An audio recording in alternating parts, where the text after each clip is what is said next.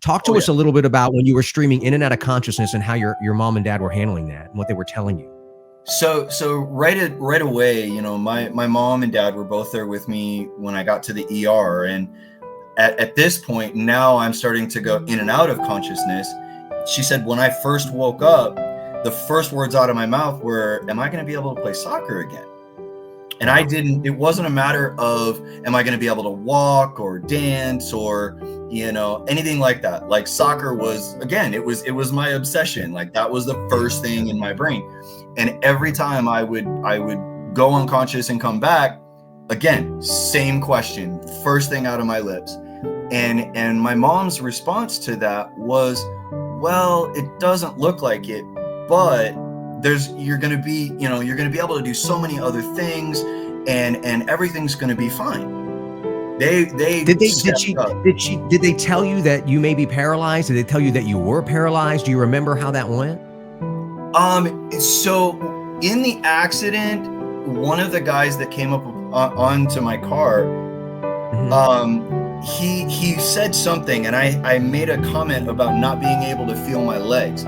So I was in some way aware of it, but obviously just not really getting the gravity of what that meant, or the finality of it, or the permanence of it.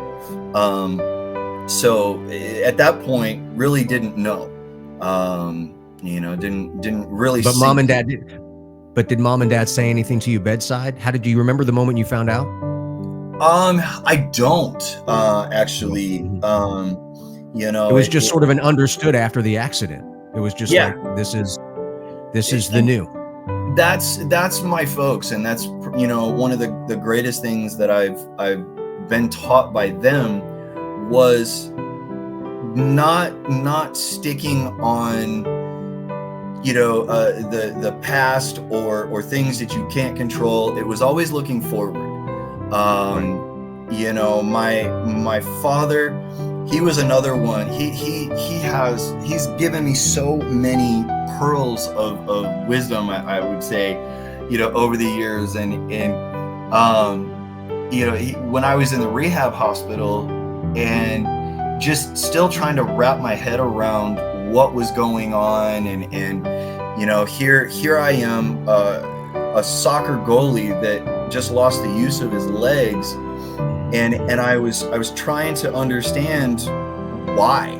I'm questioning in my head, why did this happen to me? What did I do wrong? I felt it was a punishment in some way, some cosmic punishment. This didn't make sense to me at all. I just could not wrap my head around it. And I'm, I've always been, we talk about my childhood, and I've always been a very inquisitive person.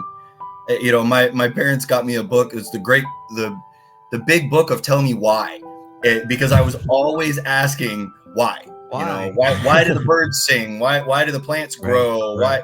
Wow. And so I'm trying to rationalize this.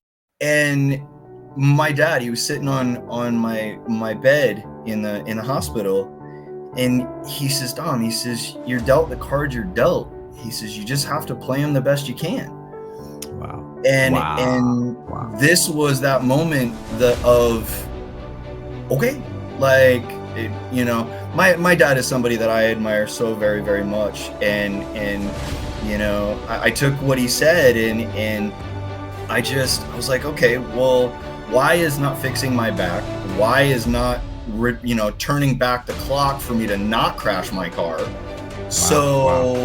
This is where we're at, and what can I do with it? And it turned into, what sort of a normal life, or quote unquote normal life, can I regain? Am I going to be able to go back to work? Am I going to be able to have a girlfriend, live an independent life? Like all of these sort of things. That's so powerful, man. Do you realize, like, some people live their whole lives, like, I know I speak to people sometimes, and they never get that, right? Because I think just by nature, I think we're just hooked up to wanting to know why. I call it shaking your fist at God. So, like, Stacy and I, when we learned that we couldn't have our own biological children, right? I've never been that person to shake my fist at God, mainly because it's like I'm a little too fearful of God. It's like, obviously, if this is happening to me, then it's happening to me for a reason. I don't know why yet.